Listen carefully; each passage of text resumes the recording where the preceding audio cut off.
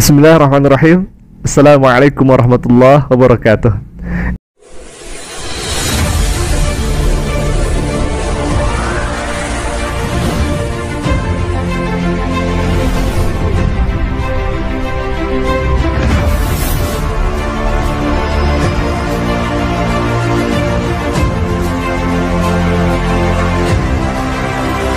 Innal hamdalillah nahmaduhu wa nasta'inu wa nastaghfiruh wa na'udzu billahi min shururi anfusina wa min sayyiati a'malina may yahdihillahu fala mudilla lahu wa may yudlil fala hadiyalah.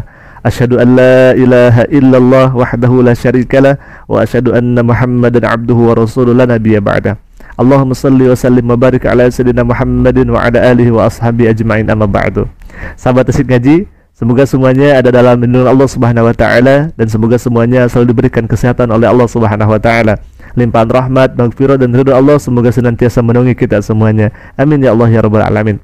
Sahabat, alhamdulillah pada kesempatan ini kita bisa berjumpa kembali di channel yang insya Allah terus menerus menyuarakan kebenaran dan melawan segala fitnahan tuduhan yang ditujukan kepada kaum muslimin. Untuk itu kami ucapkan banyak terima kasih kepada sahabat yang telah berpartisipasi menyebarkan syiar ini, menyebarkan dakwah ini melalui share-nya, subscribe-nya dan lain sebagainya. Semoga Allah Subhanahu wa taala membalas kebaikan sahabat dengan balasan yang berlipat ganda. Amin ya Allah ya rabbal alamin.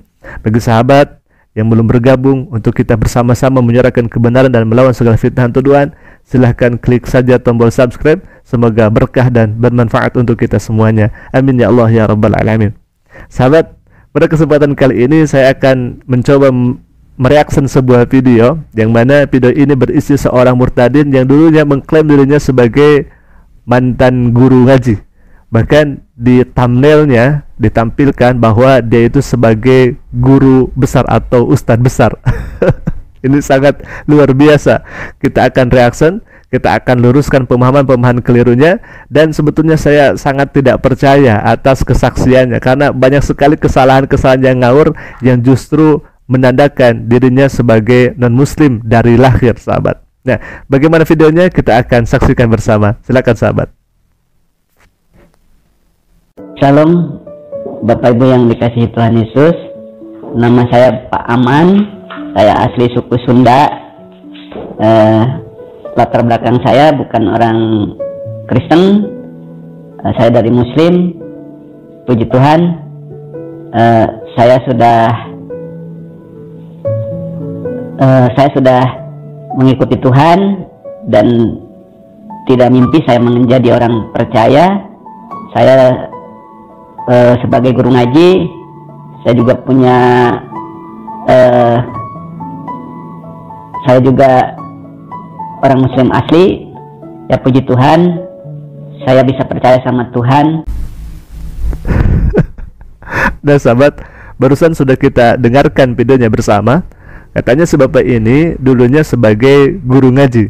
Bahkan di channel tempat bapak ini bersaksi, di judulnya itu dikatakan bahwa si bapak ini sebagai ustadz besar. Ini sangat kontras sekali penipuannya, sangat besar sekali dan jelas sekali dustanya.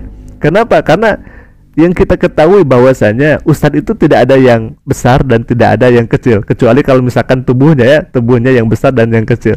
Tapi secara umum ustadz itu tidak ada yang ustadz besar, oh ini ustadz terkenal disebut ustadz besar, oh ini ustadz tidak terkenal disebut ustadz kecil. Nah, tidak seperti itu.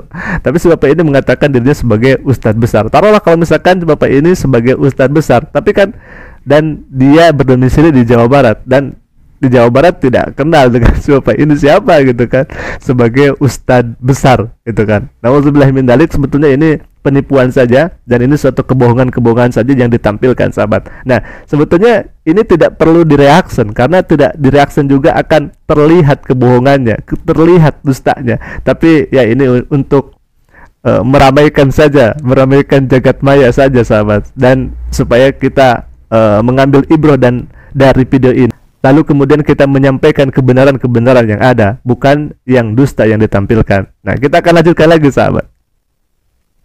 94, saya tinggal di kota Sumedang. Saya juga sering ikut dipanggil oleh Musyabakoh Tilawatil Quran, ya namanya MTQ. ke daerah-daerah. Tapi saya puji Tuhan, saya juga sebagai guru ngaji, saya tidak menyangka bisa mengikut Tuhan.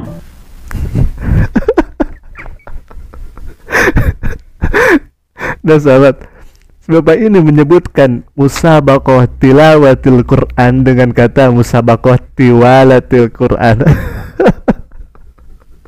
Ini bagaimana bisa disebut ustadz? Bagaimana bisa disebut guru ngaji kalau musabaqah tilawatil Quran saja tidak bisa?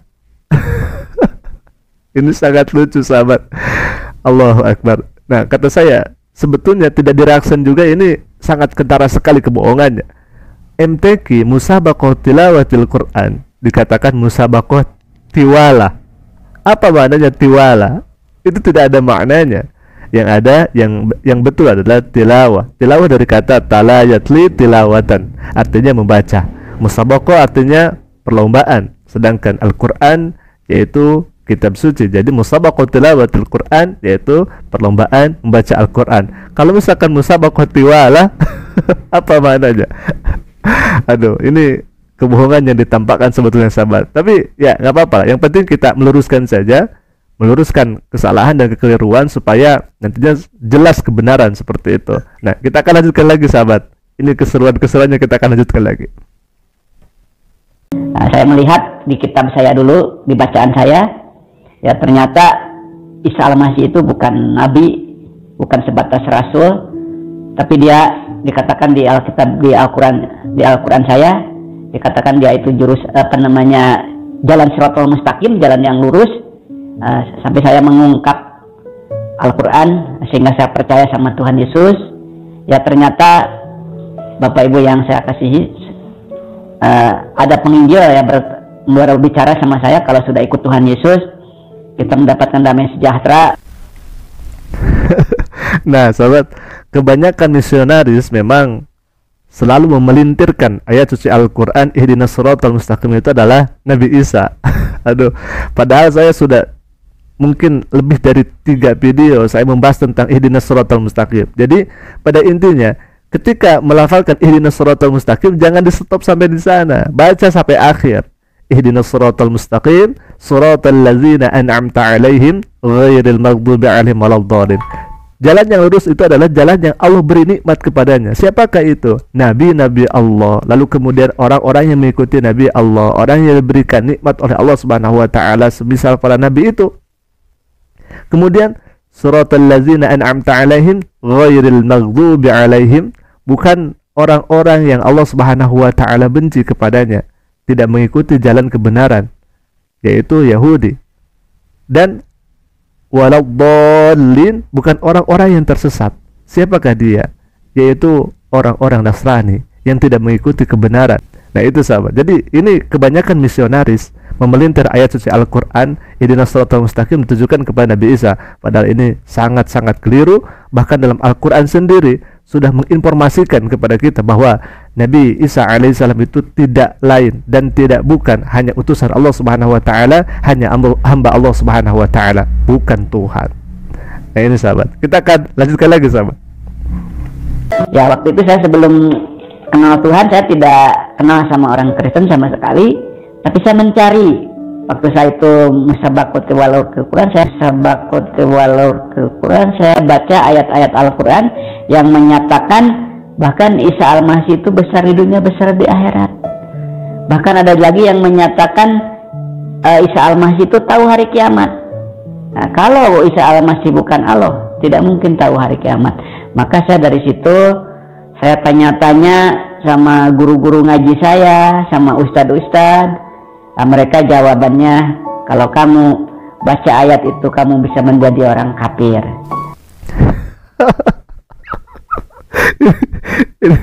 Ini lucu sahabat. Katanya dia ustadz, tapi dia masih bertanya kepada ustadz yang lain begitu. Dan dia katakan, saya bertanya kepada ustadz, bertanya kepada guru ngaji, kalau misalkan membaca ayat tentang Isa kamu akan murtad. Ini sangat lucu sahabat. Bagaimana bisa seperti ini nih? Aduh, ini bohongnya sangat luar biasa ini. sangat kentara sekali, sangat kontra, sangat jelas sekali kebohongannya. Mana mungkin ayat Al-Quranul Karim, kitab suci Al-Quranul Karim, jangan dibaca tentang ayat-ayat Nabi Isa. Justru ketika kita membaca tentang ayat-ayat Nabi Isa alaihissalam, akan semakin yakin, semakin kuat bahwa Isa itu bukan Tuhan. Isa itu hanya utusan. Isa itu hanya hamba Allah Subhanahu wa taala. Abdullah, hamba Allah. Sudah kemarin saya banyak sampaikan di video-video sebelumnya itu, sahabat, tentang Nabi Isa alaihissalam, bahwa Nabi Isa alaihissalam itu adalah Abdullah, hamba Allah Subhanahu wa taala. Itu jelas dalam Al-Qur'anul Karim dikatakan demikian. Ini jangan dibaca katanya akan murtad.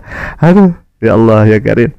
Sangat luar biasa kebohongan yang ditampilkan, sahabat. Nah, sebetulnya mungkin Bapak ini sangat dangkal keilmuannya. Kalaupun dia murtad, saya yakini bahwa Bapak ini sangat dangkal keilmuannya, karena dia sembarangan menafsirkan ayat, dan ini sesuatu yang sangat kekeliruan, yang sangat luar biasa.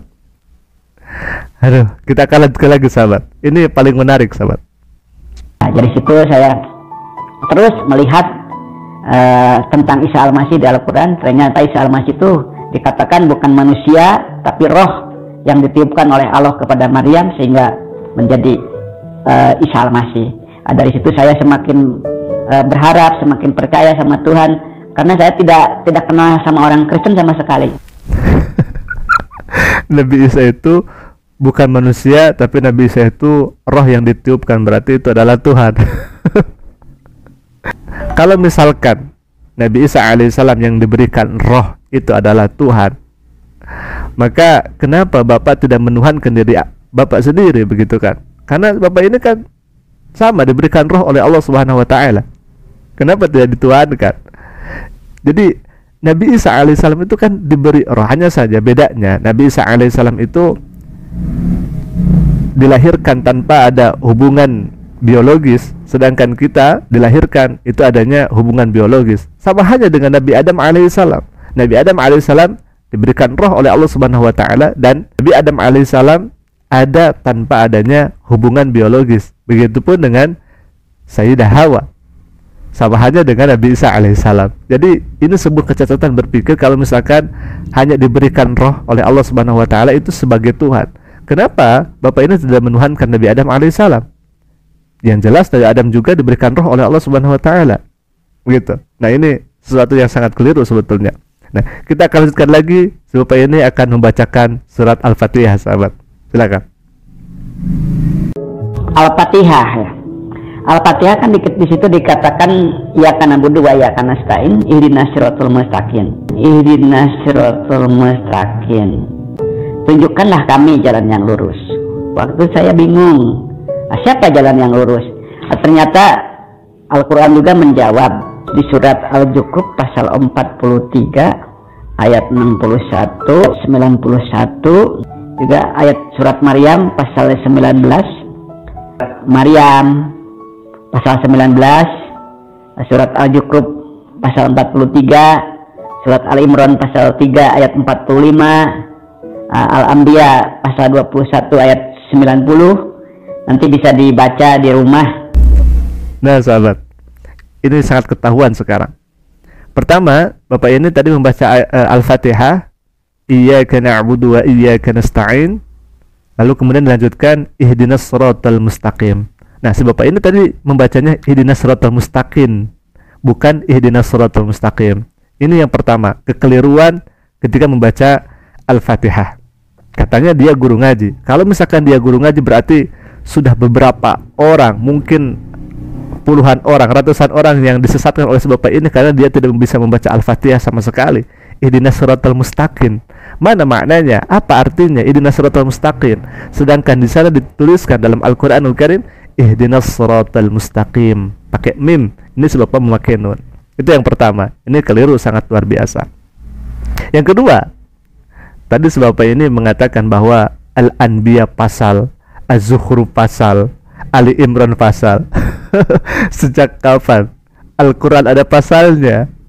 Berarti si Bapak ini jelas bahwa Bapak ini adalah misionaris yang mengaku muslim. Karena dalam Al-Quran itu tidak ada pasal. Yang ada pasal itu ada dalam Bible. bukan dalam Al-Quran. Dalam Al-Quran hanya pertama ada surat, ada nama surat, ada nomor surat, dan ada juz, lalu kemudian ada ayat, tidak ada pasal. Sebab ini tadi menyebutkannya dengan kata pasal. Nah sahabat, mungkin itu dulu yang bisa kami sampaikan. Semoga bermanfaat dan bisa mengambil ibroh dari video kali ini yang ditayangkan ini, dan kita semakin hati-hati, kita semakin istiqomah dalam belajar ilmu agama Islam, sehingga kita oleh Allah Subhanahu wa taala semoga diberikan keselamatan dunia dan akhirat. Amin ya Allah ya rabbal alamin. Sahabat, mungkin itu dulu yang bisa kami sampaikan. Terima kasih atas segala perhatian. Assalamualaikum warahmatullahi wabarakatuh.